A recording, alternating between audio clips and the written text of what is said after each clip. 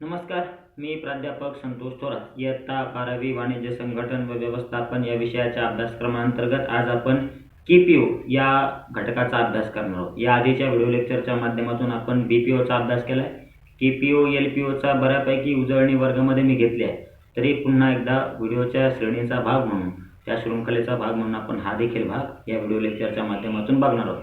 बघा, BPO आणि KPO मधला मूळ फरक हा की BPO अंतर्गत आपण व्यवसायातील एक महत्त्वाची प्रक्रिया किंबहुना व्यवसायातील अनेक प्रक्रियांपैकी एक किंवा एकापेक्षा अधिकच्या प्रक्रिया आपण बाहेरच्या घटकांना पूर्ण करावयास देतो. करारान्वये त्यांच्याकडून आपण त्या प्रक्रिया पार पाडून घेतो. त्यावेळेस त्या प्रक्रियेला आपण BPO म्हणतो, बिझनेस प्रोसेस आउटसोर्सिंग, व्यवसाय प्रक्रिया बाह्य सेवा. परंतु KPO, ज्याला ज्ञान प्रक्रिया बाह्य सेवा किंवा नॉलेज प्रोसेस आउटसोर्सिंग असं म्हणतात, त्यामध्ये साहजिकता आपण व्यवसायाचं काम हे बाहेरच्या घटकांना देत नाही. ते काम आपण स्वतः करतो. मात्र ते काम पार पाडताना निर्माण होणाऱ्या समस्यांना, अडचणींना किंबहुना ते काम अधिक योग्यतेने करण्यासाठी आवश्यक असलेलं ज्ञान, माहिती, सल्ला, मार्गदर्शन हे मात्र आपण बाहेरच्या म्हणजे त्रयस्थ घटकाकडून घेतो. अनेकदा ते आपल्याच उपकंपन्यांचे भाग असतात किंवा अनेकदा ते बाहेरच्या कंपन्यांचे कर्मचारी असतात.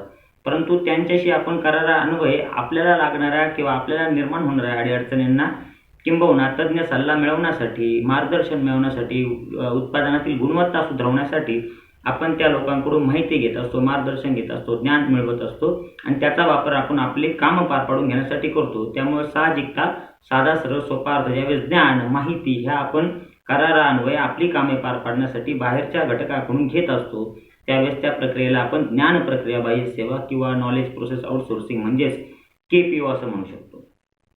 BPO आणि KPO मधला मूलभूत फरक ध्यानात घ्या. उदाहरणार्थ, एखादा डॉक्टरांकडे एक पेशंट आहे आणि त्या पेशंटचं ऑपरेशन त्या ठिकाणी होणं गरजेचं. ते करण्यासाठी डॉक्टरांनी जर बाहेरच्या एखाद्या डॉक्टरांना बोलवलं आणि त्यांच्याकडून ते ऑपरेशन करून घेतलं, तर ह्या परिस्थितीमध्ये आपण संपूर्णच्या संपूर्ण ऑपरेशन आपण बाहेरच्या डॉक्टरांकडून करून घेतलं. त्यामुळे त्या प्रक्रियेला आपण थोडक्यात BPO म्हणू शकतो, व्यवसाय प्रक्रिया बाह्य सेवा, कारण संपूर्ण काम आपण बाहेरच्या घटकाकडून करून घेतलं. परंतु KPOत काय एखादं ऑपरेशन करण्यासाठी काही अडचणी असतील तर त्या अडचणी सोडवण्यासाठी आपण एखाद्या डॉक्टरांचा सल्ला घेतला, त्रयस्थ डॉक्टरांचा, आणि त्या सल्ल्याच्या अनुषंगानंतर आपण त्या ऑपरेशनमधल्या क्रिटिकल गोष्टी दूर केल्या. मग त्यावेळेस त्याला आपण KPO म्हणूया. यामध्ये ऑपरेशन आपणच केलंय, परंतु मात्र त्यातील क्रिटिकलनेस दूर करण्यासाठी आपण त्या ठिकाणी बाहेरच्या घटकांचा किंबहुना डॉक्टरांचा सल्ला घेतला. त्यामुळे या दोन प्रक्रिया वेगळ्या, BPO आणि KPO, या अनुषंगाने आपण त्या ध्यानात धरू शकतो. तर KPO मध्ये आपण साधा सरळ सोपा अर्थ हा घेऊयात की व्यवसायातील कामे पार पाडताना ज्ञान, सल्ला, मार्गदर्शन हे बाहेरच्या घटकांकडून करारान्वये मिळवणं, याला आपण ज्ञान प्रक्रिया बाह्य सेवा, नॉलेज प्रोसेस आउटसोर्सिंग किंवा KPO असं म्हणू शकतो. व्यवसायाची कामे पार पाडण्यासाठी ज्ञान, सल्ला, मार्गदर्शन हे बाहेरच्या घटकांकडून कसं करारान्वये मिळवणं, याला आपण त्या ठिकाणी KPO म्हणू शकतो. ह्या KPOचे काही फायदे, त्याचबरोबर काही तोटे आपल्याला या भागात अभ्यासायला मिळतात. सोपा भाग आहे. BPO ज्यांना व्यवस्थित ज्यांनी अभ्यास केला, समजला आहे, त्यांना KPO किंवा त्याचबरोबर पुढील जो काही LPO आहे तो भाग समजून घेण्यात फारशा अडचणी येणार नाही. तर KPOचे आपण बघत आहोत फायदे नेमके कोणकोणते. सर्वात प्रथम फायदा आपल्याला सांगितला की कमीत कमी किमतीमध्ये आपल्याला व्यावसायिक सेवा KPO अंतर्गत मिळतात. तर साधी गोष्ट आहे का, ज्यावेळेस आपण एका वर्षभरासाठी एखादा कर्मचारी आपण हायर करतोय किंवा ज्यावेळेस आपण एखादं संपूर्ण काम आपण एखाद्या व्यक्तीला करायला देतो, तर साहजिकता त्याची आकारली जाणारी किंमत ही जास्त असते. त्या उलट त्या कामापैकी काहीसं थोडंसं काम किंबहुना ते काम करण्यासाठीचा फक्त सल्ला जर आपण एखाद्याकडून घेतो आणि त्यानंतर आपण ते काम करतोय, तर मग निश्चितपणे आपल्याला एकूण काम करण्यासाठी लागणारा खर्च, त्याऐवजी फक्त ते काम पार पाडण्यासाठी आवश्यक असणारा सल्ला ज्यावेळेस आपण एखाद्याकडून घेतो, या दोन्ही गोष्टींमध्ये आकारली जाणारी किंमत ही बदल आहे. म्हणजे KPO अंतर्गत साहजिकता फक्त सल्ला घेतोय आपण, त्यामुळे साहजिकता त्यासाठी जे काही चार्जेस आपल्याला KPO अंतर्गत द्यावे लागतात समोरच्या घटकांना ते कमी असतील. परंतु त्याचऐवजी जर आपण BPO बघितलं, तर BPOत आपण संबंधित कामच समोरच्या व्यक्तीला देतोय, त्यामुळे त्याच्यासाठी आकारले जाणारे चार्जेस चार्जेस जास्त असते. त्यामुळे KPO अंतर्गत आपल्याला साहजिकता कमी किमतीमध्ये व्यावसायिक सेवा मिळतात. हा पहिला फायदा आपल्याला KPOचा सांगता येईल की आपल्याला BPO पेक्षाही कमी किमतीमध्ये KPO अंतर्गत सेवा मिळून जातात. हा महत्त्वाचा भाग आपल्याला त्या ठिकाणी ध्यानात घेता येईल. दुसरा मुद्दा सांगितला की KPO अंतर्गत आपल्याला अधिक कुशल कर्मचारी मिळू शकतात. साहजिकता मी म्हटलं की केपीओ घेण्याची कारणं काय काय, जी बाह्य सेवेची कारणं आहे, बाह्य सेवा मिळवण्याची, तीच केपीओ, बीपीओ आणि एलपीओची आहे. म्हणजे उदाहरणार्थ कामामध्ये गुणवत्ता आणणं, खर्च कपात करणं, मुख्य कामावर लक्ष केंद्रित करणं, या साऱ्या गोष्टी. आता ज्यावेळेस आपण केपीओ म्हणजे नॉलेज घेतोय, तर साहजिकता आपण अपग्रेड किंवा सुपेरियर नॉलेज घेण्याचा आपला कधीही कल असतो. म्हणजे तुम्ही मी ज्या स्थितीत आहोत त्यापेक्षाही अधिकचं हुशारीचं ज्ञान आपल्याला मिळत असेल तर आपण ते घेतो. जे आपली ऑलरेडी जी स्टेज आहे ज्ञानाची त्यापेक्षा खालच्या पातळीचं ज्ञान आपण कधी घेत नाही. म्हणजे तुम्ही 10वीचं गणित सोडवायचं आहे म्हणून कदाचित 10वीच्या पेक्षा अधिकच्या वर्गामध्ये शिकणाऱ्या विद्यार्थिनीकडून तो सल्ला घ्या, ना की तुम्ही पहिली दुसरीच्या विद्यार्थ्याकडून 10वीचं गणित सोडवण्याचा सल्ला घ्या. ही साधी सरळ संकल्पना आहे. त्यामुळे केपीओमध्ये आपण साहजिकता उच्च गुणवत्तेच्या, अधिकच्या क्षमतेच्या कर्मचाऱ्यांकडून किंवा त्या प्रकारचं कुशल ज्ञान, अनुभव किंवा शिक्षणप्राप्त कर्मचाऱ्यांकडून तो सल्ला घेतो. त्यामुळे साहजिकता आपल्या कामामध्ये त्या सल्ल्यानं किंवा त्या ज्ञानानं आपण गुणवत्ता आणू शकतो, कारण कुशल कर्मचारी आपल्याला केपीओ अंतर्गत मिळवण्याची सोय त्या ठिकाणी प्राप्तही होत असते. पुढचा मुद्दा सांगितला की केपीओ अंतर्गत ज्यावेळेस आपण बाहेरच्या घटकांना काम देतो त्यावेळेस त्या भागामध्ये आपण रोजगार निर्माण करू शकतो आणि तिथल्या अर्थव्यवस्थेला आपण गती देऊ शकतो. तर साधी गोष्ट आहे का, ज्यावेळेस मी केपीओ अंतर्गत बाहेरच्या घटकांकडून काम करून घेतो तर ते काम समोरच्या व्यक्तीकडून ज्यावेळेस मी पार पाडून घेतो त्याचे मला काही पैसे अदा करावे लागतात, पैसे पेड करावे लागतात. ज्यावेळेस त्याचे पैसे पेड केले जातात तर साहजिकता त्या भागामध्ये रोजगार मिळतो, त्या भागातील अर्थव्यवस्थेला गतिमानता त्या ठिकाणी निर्माण व्हायला मदत होत चालते. बेसिकली गोष्ट काय आहे का, आपण केपीओ अंतर्गत बाहेरच्या घटकांकडून कामं करून घेण्याचा प्रयत्न करतो आणि साहजिकता कामं ज्यावेळेस आपण त्या घटकांकडे करारान्वये करतो त्या करारामध्ये एक नमूद केलेली रक्कम आपल्याला केपीओ अंतर्गत त्या घटकांना द्यावी लागते. तर अशा भागामध्ये साहजिकता ज्या भागात रोजगार नाही त्या भागामध्ये ज्यावेळेस आपण केपीओ अंतर्गत कामं देऊ तर निश्चितपणे त्या भागामध्ये रोजगार निर्माण व्हायला सुरुवात होईल, बेरोजगारी कमी व्हायला सुरुवात होईल. आणि ज्यावेळेस एक साधी अर्थव्यवस्था नियम आहे की बेरोजगारी ज्यावेळेस आपण कमी करतो म्हणजे अर्थव्यवस्थेमध्ये आपण पैसा इंजेक्ट करतो त्यावेळेस अर्थव्यवस्था ही गतिमान होत असते. कोरोनाच्या काळात आपण बघितलं, अर्थमंत्र्यांच्या आपण त्या कालखंडामध्ये आपण अनेक पत्रकार परिषदा बघितल्या, त्यामध्ये मोठमोठे पॅकेजेस डिक्लेअर करण्यात आले. याला कारणच एकमेव की अर्थव्यवस्था शून्य पडल्यानंतर तिला जर गतिमानता द्यायची असेल तर तुम्हाला अर्थव्यवस्थेत पैसा इंजेक्ट करावा लागतो आणि तो इंजेक्ट आपण वेगवेगळ्या माध्यमातून करू शकतो. रोजगार हा त्यापैकी महत्त्वाचा भाग आहे. त्यामुळे साहजिकता केपीओमुळे ज्यावेळेस आपण रोजगार दुसऱ्या भागाला देतो त्यावेळेस त्या भागामध्ये बेरोजगारी तर कमी होतेच होते, पण त्याचबरोबर अर्थव्यवस्थेला गतिमानता त्या ठिकाणी प्राप्त होत असते. हा एक महत्त्वाचा भाग आपल्याला सांगताय. आणखी एक फायदा सांगितला आहे तो म्हणजे मानव संसाधन व्यवस्थापन आणि वेळ व्यवस्थापन याच्यामध्ये आपल्याला लवचिकता आणता येते. मानव संसाधन व्यवस्थापन म्हणजे ह्युमन रिसोर्स जे काय आपलं आहे ते आहे आणि त्याचबरोबर टाईम मॅनेजमेंट याच्यामध्ये आपण लवचिकता म्हणजे फ्लेक्झिबिलिटी आणू शकतो. आता ध्यानात घ्या की ज्यावेळेस कर्मचारीच आपले नाही म्हणल्यावर त्या कर्मचाऱ्यांमध्ये आदलाबदल करणं किंवा त्या कर्मचाऱ्यांच्या कामामध्ये सुसूत्रता निर्माण करणं याची जबाबदारी आपली बऱ्यापैकी कमी होऊन जाते. ते काम ज्या केपीओ अंतर्गत ज्याच्याकडे आहे ते काम त्या कर्मचाऱ्यांचं सगळं मॅनेजमेंट त्यांना बघावं लागतं. वेळ जो आपला आहे तो स्वतः वाया न घालवता आपण आपल्या मुख्य कामावर लक्ष केंद्रित करू शकतो आणि बाकीचे काम आपण सल्ल्याद्वारे देखील करून घेऊ शकतो. त्यामुळे आपला वेळ वाचवणं, आपल्या कर्मचाऱ्यांचं व्यवस्थापन अधिक योग्यतेनं करणं, त्यामध्ये आपल्याला बदल करणं हे अधिक सोपं व्हायला लागतं. कारण ज्यावेळेस कर्मचारी तुमच्या निगराणीमध्ये येतात तर त्या सगळ्या गोष्टीचं मॅनेजमेंट करणं तुम्हाला करावं लागतं.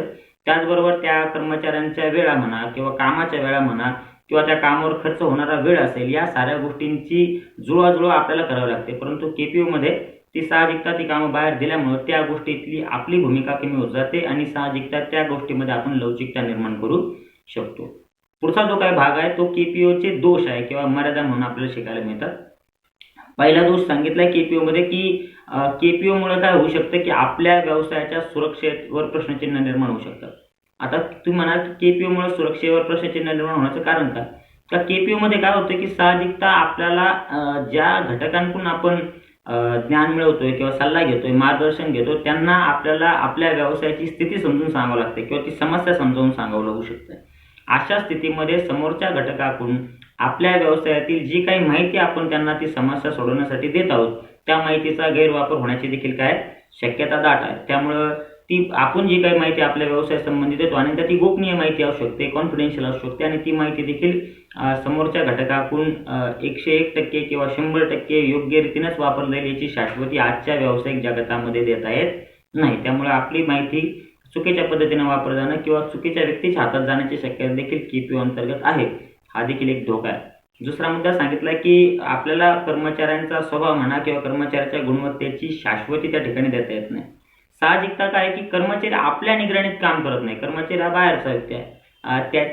त्यानं जे काही ज्ञान आपल्याला दिलंय किंवा त्याची जी काही कामाची टेंडन्सी आहे त्याबद्दलची शुअरनेस आपल्याकडे असत नाही, कारण तो आपला कर्मचारी नाही. त्याच्याबाबत आपल्याला काही फारसं ठाऊक नाही. आपण केपीओ अंतर्गत फक्त त्याच्याकडून सल्ला मागितला. म्हणजे मी म्हणतो की उदाहरणार्थ अनेकदा आपण एखादा आपल्याला आजारी पडतो, आपण एखाद्या डॉक्टरांकडे जातो. अनेकदा तो डॉक्टर सुपरिचित असतो किंवा नावाजलेला असतो, परंतु त्याच्याकडे जाऊनही आपल्याला अनेकदा बरं वाटत नाही. म्हणजे एखादा व्यक्ती हुशारच आहे किंवा एखादा व्यक्ती गुणवत्ताधारकच आहे, ज्ञान संपन्न आहे, याचा अर्थ त्याच्या ज्ञानाचा, त्याच्या गुणवत्तेचा, त्याच्या हुशारीचा तुम्हाला उपयोग होईल त्याची शाश्वती आपल्याला केपीओमध्ये देता येत नाही. कारण सत्य शेवटी व्यक्तीच्या ज्ञानपरत्वे आणि त्याच्या उपयोगितेमध्ये साहजिकता दोघांमध्ये सुसंबंध जुळवणं प्रत्येकच वेळेस यशस्वीरित्या पार पाडलं जाईल त्याची शाश्वती नाही. त्यामुळं केपीओमध्ये जे काही ज्ञान आपण घेतो किंवा जे काही ज्ञान आपण एखाद्या कर्मचाऱ्याकडून मिळवतो त्या किंवा सल्ला घेतो, मार्गदर्शन घेतो, त्या मार्गदर्शनाचा सल्ल्याचा आपल्याला नेहमीच उपयोग होईल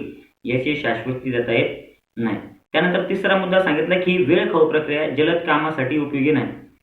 केपीओमध्ये काय की साहजिकता ज्या वेळेला तुम्ही एखाद्या समस्येला समोर जातात त्यावेळेस तुम्ही केपीओ अंतर्गत त्या समस्येची उकल मिळवण्यासाठी एखाद्या व्यक्तीचा सल्ला घेतात. आता साहजिकता समस्याचं निराकरण वेळच्या वेळी होणं अभिप्रेत आहे, परंतु ज्यावेळेस तुम्ही सल्ला मागता त्याच्या पुढच्या क्षणाला त्याचं निराकरण होईल किंवा केपीओ अंतर्गत त्याचं उत्तर तुम्हाला मिळेल याची कोणतीही शाश्वती आपल्याला लिखित स्वरूपाची देता येत नाही. त्यामुळे साहजिकता तुमची समस्या जर इन्स्टंट असेल, तात्काळ ती सोडवायची असेल आणि केपीओच्या माध्यमातून तुम्हाला तात्काळ ते ज्ञान मिळत नसेल तर मात्र मग त्या ठिकाणी गल्लत होते की तुम्हाला तुमचे समस्या किंवा अडचण त्या ठिकाणी वेळच्या वेळी सोडून घेता येत नाही.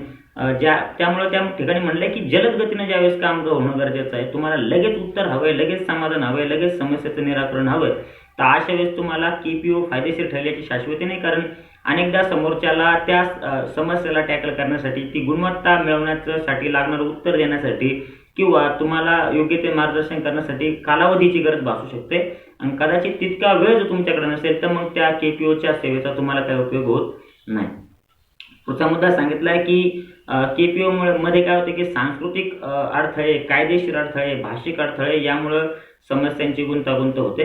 तर केपीओ मध्ये ज्यावेळेस आपण बाहेरच्या घटकांकडून सेवा घेतो तर त्यावेळेस उदाहरणार्थ त्या एखादा असा देश आहे की ज्या देशातून देशाशी तुमचे मैत्रीपूर्ण किंवा सौहार्दाचे संबंध नाही, त्या देशातून काही केपीओ अंतर्गत माहिती घ्यायला जर तुमच्या देशातून परवानगी दिली जात नसेल तर अशा वेळेस मात्र मग तुम्हाला सल्ला मात्र त्या देशातून घेणं गरजेचं आहे. कारण तो व्यक्ती किंवा ती व्यक्ती संस्था जिचा तुम्हाला केपीओ अंतर्गत उपयोग करून घ्यायचा आहे ती मात्र त्या देशातील आहे. तर अशा वेळेस कायदेशीर अडथळ्यांमुळे तुम्हाला तेथून तो सल्ला घेता येत नाही. त्यानंतर सांस्कृतिक अडथळे, अनेकदा दोन देशांतर्गत असणाऱ्या संस्कृतींचा प्रभाव देखील त्या ठिकाणी पडू शकतो. हा देखील एक महत्त्वाचा मुद्दा आहे. शेवटचा एक मुद्दा आहे की भाषिक अडथळ्यांचा एक त्या ठिकाणी अडचण निर्माण होते. तर साहजिकता आपल्या देशांतर्गत आपण बघितलं तर वेगवेगळ्या राज्याच्या वेगवेगळ्या बोलीभाषा आहेत. त्यावेळेस केपीओ अंतर्गत समजा तुम्ही विशिष्ट, आपण समजा महाराष्ट्रात अजून आपण आंध्र साईडवरून किंवा केरळ साईड किंवा तमिळनाडू या भागातनं आपण केपीओ अंतर्गत समोरच्याकडून मार्गदर्शन किंवा सल्ला मागणार आहोत आणि आपण मात्र मराठी भाषेवर ठाम आहोत किंवा त्या पलीकडे फारशा भाषा आपल्याला ठाऊक नाही आणि मात्र जर तुम्ही तमिळनाडूच्या व्यक्तीकडून सल्ला घेत असाल आणि त्यालाही त्याची प्रादेशिक जी काय भाषा आहे त्या पलीकडे दुसरी भाषा ठाऊक नाही, मग अशा वेळेस त्या भाषिक अडथळ्यांमुळे संवादामध्ये अडचणी निर्माण होऊ शकतात. हा देखील केपीओचा एक दोष आहे. तर बघा, आजच्या व्हिडिओ लेक्चरच्या माध्यमातून आपण बघितलेला जो भाग आहे तो आहे केपीओ नॉलेज प्रोसेस आउटसोर्सिंग, ज्ञान प्रक्रिया बाह्य सेवा आणि त्या प्रक्रियेचे किंवा त्या सेवेचे काही फायदे आणि त्याचबरोबर तोटे. अपेक्षा करतो या व्हिडिओ लेक्चरच्या माध्यमातून ते तुम्हाला अधिक व्यवस्थित समजले असतील. पुन्हा तेच सांगतो की काही अडथळे जाणवल्यास व्हिडिओ लेक्चर पुन्हा रिवाइंड करून ऐका की जेणेकरून राहिलेल्या समस्या देखील तुमच्या वेळेच्या वेळी सुटतील. लवकरच भेटू पुढील व्हिडिओ घेऊन. तोपर्यंत धन्यवाद.